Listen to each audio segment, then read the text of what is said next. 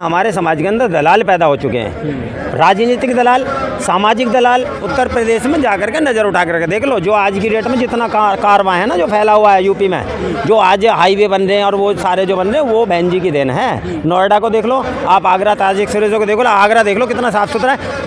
पहले इन्होंने आरक्षण, बाबा साहब का इतना दिया हुआ, पहले आरक्षण खाया, एजुकेशन अपनी की, फिर सरकारी नौकरी अपनी लगाई, 4-4, 5-5 बच्चे अपने नौकरी पे लगाई, बहू नौकरी वाली आ गई, लड़की नौकरी वाली मिल गई, लड़के की नौकरी लगाई, लड़की की नौकरी लगाई। उसके बाद में अब ये समाज से जो चंदा इकट्ठा करके जो दलाल खा रहे हैं ना, ये भी दलाल हैं, ये समाज का पैसा खा रहे हैं। ये भूखे जैसे होते हैं ना, कि एक तो भूखा शेर होता है तो शिकार करके खाता है, और पहले एक प्रथा थी कि मरे हुए ढोर खाते थे, तो ये आज भी अपने समाज को मार करके खा रहे हैं। उनसे हमारी लड़ाई नहीं है, हमारी अपने समाज के दलालों से लड़ाई है, जो हमारे समाज में दलाल बैठे हैं। सीट छोड़ने को तैयार नहीं, त्याग, नैतिकता कौन करेगा, नैतिकता कौन देगा, त्याग कौन देगा, बलिदान कौन देगा। भगत सिंह पैदा हो, मेरे घर में हो, पड़ोसी के घर में हो, लेकिन मेरे घर में ना हो। Good name? मेरा नाम है एस.के. गौतम जी। एस.के. गौतम जी, ये बताएं कि इस समय जो जातिवाद है किसी न किसी बहाने बढ़ता ही जा रहा है, कमज़ोर होने की बजाय। यहाँ तक दिल्ली का एक मंत्री भी सुरक्षित नहीं है। देखिए, ये मैं आपके टीवी के माध्यम से बता दूं, ये इन लोगों की एक तो मानसिकता है, जिसकी मानसिकता ख़राब हो चुकी हो ना। मान लीजिए अगर मेरी मानसिकता मंदिर में जाने की है तो, और मेरा मंदिर में शोषण हो रहा है, लेकिन मेरे को जूते खाने की आदत है, तो मैं जूते खाऊंगा और वो मुझे बर्दाश्त करने पड़ेंगे, तो ये मानसिकता के ऊपर डिपेंड करता है। अब ऐसे ही लोग जो जातिगत जो अत्याचार, जो जातिगत जो आतंकवादी हैं, ये इन आतंकवादियों का जो माइंड है वो बिल्कुल ख़राब हो चुका है। किसी भी लेवल पे उनका माइंड काम नहीं कर रहा, वो जातिगत अत्याचार करते रहते हैं। इनको डर नहीं लगता कि जो 85% की जनसंख्या है ये कभी तख्ता पलट कर सकती है, मतलब पलट वार कर सकती है, उनकी पिटाई छिताई कर सकती है?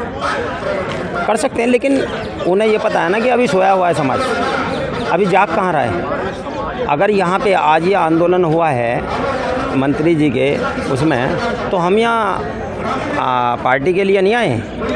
आम आदमी पार्टी का नहीं हूँ मैं आदमी, मैं समाज का आदमी हूँ, मैं किसी पार्टी का व्यक्ति नहीं हूँ, ना मैं किसी पार्टी का समर्थन करता हूँ। लेकिन राजेंद्र पाल गौतम जी तो धमकारवा चला रहे हैं। हाँ, राजेंद्र पाल गौतम जी धमकारवा चला रहे हैं, मैं धमकारवा चला रहे हैं, तो हम भी बुद्धिस्ट हैं, शायद उन पर विपदा आई है। हाँ, इसीलिए उन पर विपदा आई है, क्योंकि यहाँ की जो सरकार है वो नहीं चाहती, चाहे वो दिल्ली सरकार हो या कोई भी सरकार हो, यहाँ की पूरे भारत में जो सरकार चली वो भी नहीं चाहती कि यहाँ पर बुद्ध को फॉलो किया जाए या बुद्धिज्म भारत में आए, वो नहीं चाहते। वो दिखावा है उनका कि खाली विदेश में जाते हैं कि जी हम बुद्ध की धरती से आए, युद्ध की नहीं। बुद्ध नहीं, हम युद्ध चाहते हैं। योगी को मौत कहा गया अभी। मैं बता रहा हूँ, अभी उनका एक वर्ण है सभी का, जो सब लोग जाते हैं यहाँ से, कि उनका एक वखान है वहाँ जाकर के कि जी हमें युद्ध नहीं बुद्ध चाहिए। वहाँ तो जाकर के ये कहते हैं कि बुद्ध चाहिए, लेकिन यहाँ आकर के कहते हैं हमें बुद्ध नहीं युद्ध चाहिए। तो ये युद्ध करते हैं यहाँ आकर के, हमारे लोगों पर अत्याचार करते हैं, ये युद्ध ही तो है।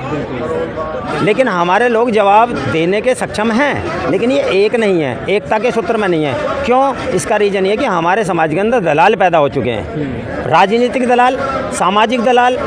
पहले इन्होंने आरक्षण, बाबा साहब का इतना दिया हुआ, पहले आरक्षण खाया, एजुकेशन अपनी की, फिर सरकारी नौकरी अपनी लगाई, 4-4, 5-5 बच्चे अपने नौकरी पे लगाई, बहू नौकरी वाली आ गई, लड़की नौकरी वाली मिल गई, लड़के की नौकरी लगाई, लड़की की नौकरी लगाई। उसके बाद में अब ये समाज से जो चंदा इकट्ठा करके जो दलाल खा रहे हैं ना, ये भी दलाल हैं, ये समाज का पैसा खा रहे हैं। ये भूखे जैसे होते हैं ना, कि एक तो भूखा शेर होता है तो शिकार करके खाता है, और पहले एक प्रथा थी कि मरे हुए ढोर खाते थे, तो ये आज भी अपने समाज को मार करके खा रहे हैं। इन दलालों को पहले सुधारना पड़ेगा हमें। उनसे हमारी लड़ाई नहीं है, हमारी अपने समाज के दलालों से लड़ाई है, जो हमारे समाज में दलाल बैठे हैं। सीट छोड़ने को तैयार नहीं, त्याग, नैतिकता कौन करेगा, नैतिकता कौन देगा, त्याग कौन देगा, बलिदान कौन देगा। भगत सिंह पैदा हो, मेरे घर में हो, पड़ोसी के घर में हो, लेकिन मेरे घर में ना हो।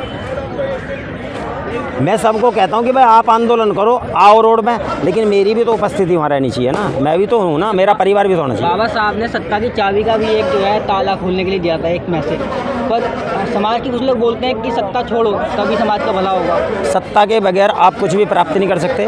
राजनीति ही एक ऐसा जरिया है जहाँ पे आप अपने समाज को ऊपर लेकर, क्यों बहन जी, अगर सत्ता में आई 4-4 बार, क्या हमारे लोग जितने बैठे हैं जो बीएसपी में गए थे, वो दलाल जितने आज जो छोड़ करके बैठ गए हैं या अपनी दलाली कर रहे हैं, क्या उनका विकास नहीं हुआ? जो टायर पंचर लगाता था आज की डेट में कितने पैसे वाला बन गया वो? मंत्री जी तो बोल रहे हैं कि मतलब मुख्यमंत्री बन गए, मायावती का नाम उन्होंने लिया था कि कुछ नहीं कर पाए, मुख्यमंत्री बन गए, राष्ट्रपति बन गए।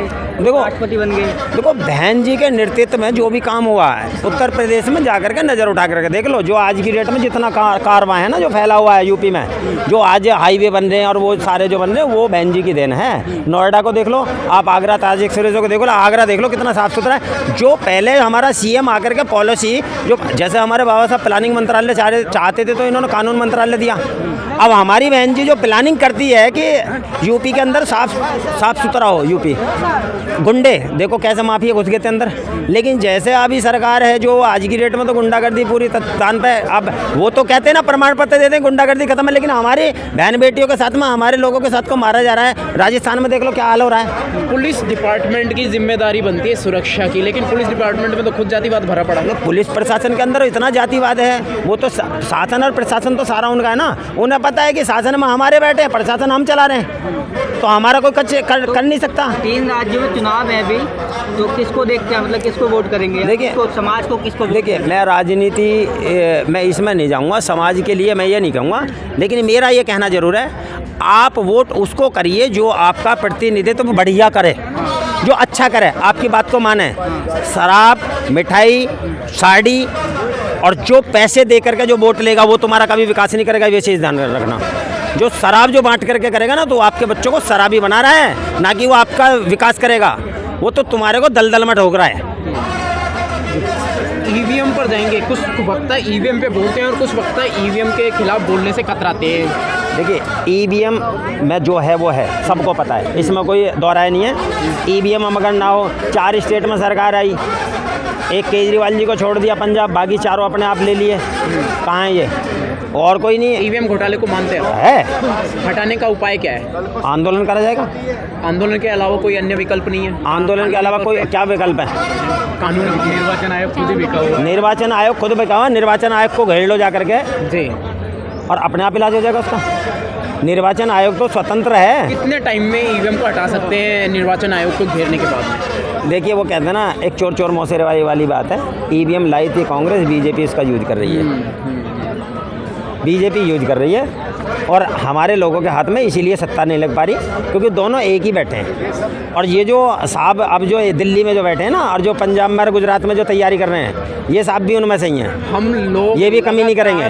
बहुत सारे लंबे समय के बाद में भी आज भी मतलब उसी हालात में है, ज़्यादा बेहतर हालात नहीं है अपने समाज के, मुट्ठी भर लोगों को छोड़कर। इस पर मतलब कैसे बराबरी कर पाएंगे मनुवाद की? इसमें बराबरी मतलब अपने आप को कैसे उभारें? हम उभर सकते हैं इसमें, जो हमारे जितने संगठन बन रहे हैं ना ये सारे एक हो जाएं, और जो जितनी हमारी पार्टी बनी हुई है, जो एक पार्टी को हमारी को ध्वस्त करने पर लगी हुई हैं, या पार्टियों को सबको चुप बैठ जाना चाहिए। एक बार तुम ले आओ, बिल्कुल, और दूसरी बार तुम देखना तुम्हारी ताकत क्या होगी। पहले हमें अपनी पावर दिखानी पड़ेगी, जैसे साहब काशीराम जी ने पावर दिखाई थी। पावर दिखाई तो 1 मिनट में तख्ता पलट कर दिया ना उन्होंने, तो पावर में आओ पहले तो। मतलब पहला स्केल जो है वो पावर है, पावर, उसके बाद देखेंगे। पैसा तो इतनी ऐसी नहीं है, फाइनेंस की कोई दिक्कत नहीं है। फाइनेंस तो अगर आप जैसे मैं और आप, जब साहब ने जब 1-1 रुपये से पार्टी को चला दिया था, DS4 को 1.5% वोट मिला था, तो उनको पता लग गया ना कि भाई हाँ मैं फाइट कर सकता हूँ राजनीति में आकर के, तो उन्होंने तभी स्टेप उठाया ना। तो आज उसी प्लेटफॉर्म की हमें ज़रूरत है कि सबसे पहले हमें कैडराइज होना पड़ेगा, सोच, हमारी विचार, हमें व्यक्ति को मजबूत नहीं करना। हमारे लिए राजेंद्र पाल गौतम जी महत्वपूर्ण नहीं है, हमारे लिए राजेंद्र पाल गौतम जी की विचारधारा महत्वपूर्ण है, जो बुद्धिज्म पर कार्य कर रही है। हमें राजेंद्र पाल जी को मजबूत नहीं बनाना ना, हम राजेंद्र पाल जी के पीछे हैं। हम इसलिए पीछे हैं राजेंद्र पाल जी के कि उनकी विचारधारा मजबूत है, और विचारधारा मजबूत वाले व्यक्ति के साथ हम खड़े हैं।